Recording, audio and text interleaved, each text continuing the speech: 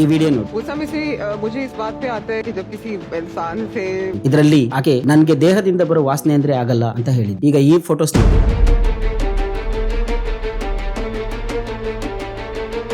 ಇದು ಆಕೆದೇ ದೇಹ. ಸತ್ತಿದ್ದಾಳೆ ಅಂತ ಗೊತ್ತಾಗಿದ್ದೇ ಹೊಳಿತಿರೋ ವಾಸನೆಯಿಂದ. ಎಂತ ವಿಪರ್ಯಾಸ ಅಲ್ವಾ? ಅವಳೊಬ್ಳು ಫೇಮಸ್ ಆಕ್ಟ್ರೆಸ್, ಒಬ್ಬ popular model, reality show star. ಆದರೂ ತನ್ನದೇ ಅಪಾರ್ಟ್ಮೆಂಟ್ ಅಲ್ಲಿ ಸತ್ತಿದ್ದಳು ಒಂಟಿಯಾಗಿ. ಗೊತ್ತಾಗಿದ್ದು 9 ತಿಂಗಳಾದ್ಮೇಲೆ. ಅದು ಹೊಳೆತೇ ಹೋದ ಸ್ಥಿತಿಯಲ್ಲಿ, ದುರ್ವಾಸನೆಯ ಮಧ್ಯೆ. ಅದೇ ಹುಮೈರಾ ಅಸ್ಗರ್ ಅಲಿ ಅನ್ನೋ ಪಾಕಿಸ್ತಾನದ ಫೇಮಸ್ ಸೆಲೆಬ್ರಿಟಿ. जो भी बात है हमें बताओ.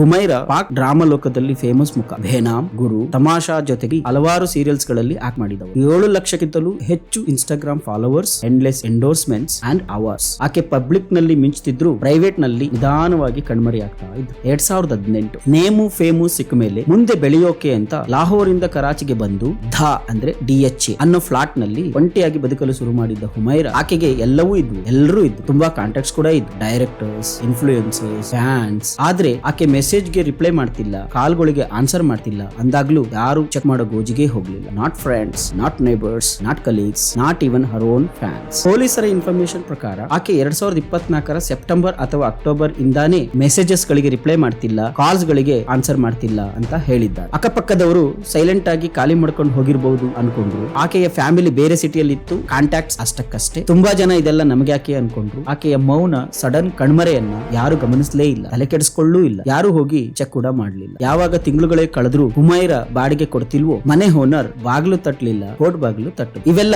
Common legal process. ಅದರಲ್ಲೂ ಸೆಲೆಬ್ರಿಟಿಗಳ ವಿಷಯ.